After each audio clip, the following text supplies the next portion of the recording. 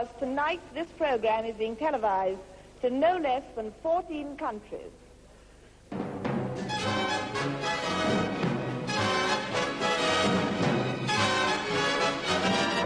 Dit wordt een ring-ding-a-ding-a-ding, ring-ding-a-ding-a-ding, ring-ding-a-ding-a-ding-ding-a-ding dag.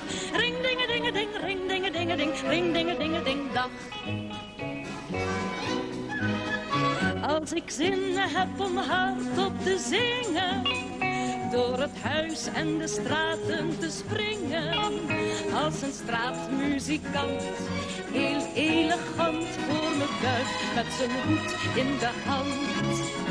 Als ik 's morgens al vodka wil drinken en spontaan met de bakker wil klinken, nou dan is het geen vraag.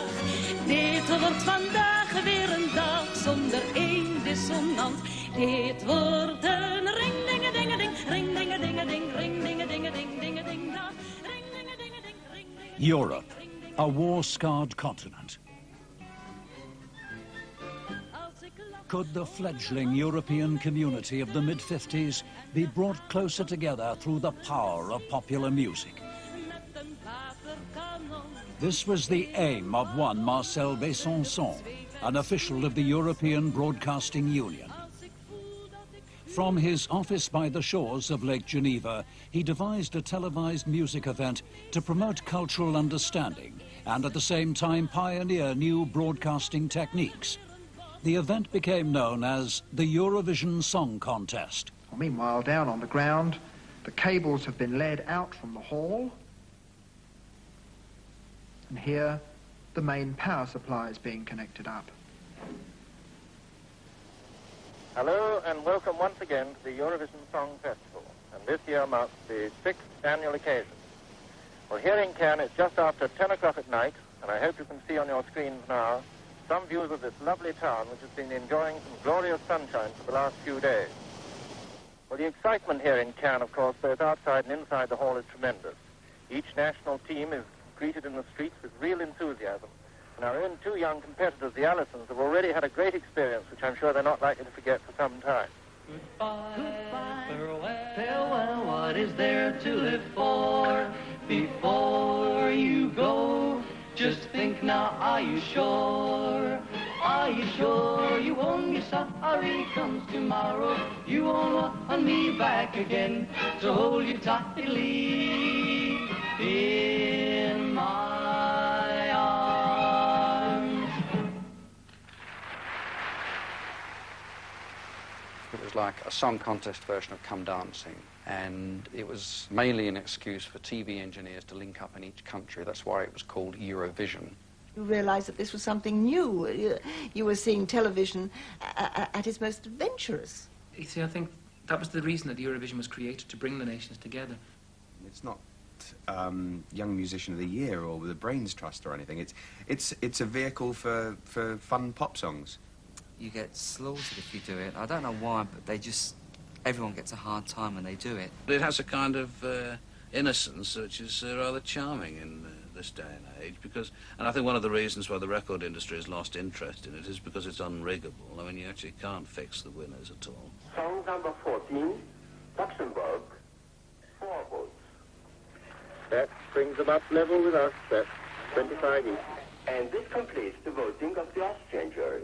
You know, it's the kind of ritual aspects of it that are attractive, you know, and that kind of "Can you hear me" in Cyprus, that kind of stuff, you know, and then a very crackly voice coming in, and I plainly hasn't heard, hello, hello, this is Cyprus. You know, I mean, it's those things. And here on this giant scoreboard beside me, you can see the title of the song they're going to sing and the countries they represent. I went out and touched the board in Lausanne, and I felt it was an important moment in a boy's life. Well, now, ladies and gentlemen, the contest is about to begin. Well, thank you very much, Catherine Boyle. Now, to start the contest, it's Looking High, High, High, sung by our own Brian Johnson. And we can just wish him the best of British luck. Looking high, high, high, looking low, low, low, wondering why did she go, go, go? For if I don't find my love, I know I shall die, die, die, 'cause I love her so. There was a divergence between the type of song that was thought would thrive in the Eurovision Song Contest and that which does well in the contemporary marketplace. Yes, I think there was a divergence. It took a Frenchman to bring a groovy kind of pop to the song contest. In 1965, Serge Gainsbourg penned Luxembourg's entry Poupée de cire, poupée de son, wax doll, singing doll. It was sung by 20-year-old France Gall. There is the writer, Serge Gainsbourg. And I trust we shall have a reprise of the winning song, Poupée de cire, poupée de son.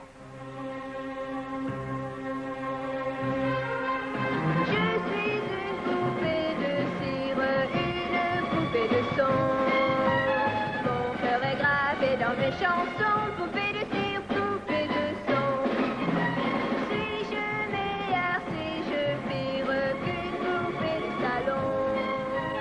Je vois la vie en rose bonbon, poupée de cire, poupée de son.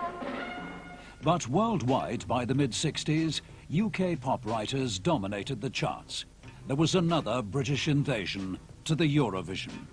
Great Britain is leading. I wonder, could you stop just a moment, please? We're out of order with the board. I'm so sorry. Thank you very much.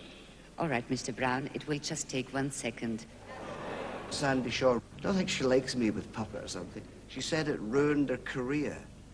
Well, it's a silly sort of a statement. When you look back at her career, all her sort of hits were in 65. She wasn't really happening in 66. And really, in a big way, Puppet was one of the biggest things of her career. When Sandy Shaw did Puppet on a String, I mean, the whole sound was very different. You know, you had the same old sort of pop sort of coming out, you know, same old backing track. But with Sandy Shaw, they had that fairground organ noise going on, and it just had a little bit of something different. I grew up with brass bands, and I remember in the continent, being across all the beer kellers and everything else, and we had this rhythm, and it's a kind of circus song, Puppet. So in the way, would you say there's a kind of Germanic papa going on? There certainly is, all the way through it.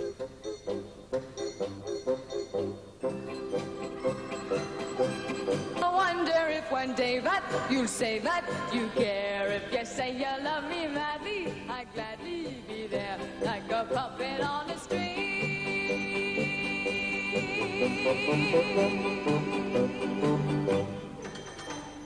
Love is just like a merry-go-round with all the fun of the fair. One day I'm feeling down on the ground, then I'm up in the air. Many say that that particular song and that particular performance was a sort of watershed. Many would say that the quirky style of a pop song that it was affected others in the Eurovision Song Contest, and imitations flooded from it.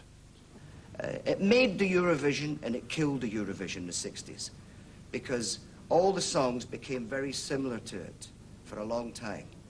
And the way they looked upon it was a typical Puppet song. And even the next year when we wrote Congratulations, people said it was like Puppet on a String, and so on. And it made it and ruined it. There was a better song than Puppet in it, and it came forth. It just shows you that not all the great songs win it, and the song is Love is Blue.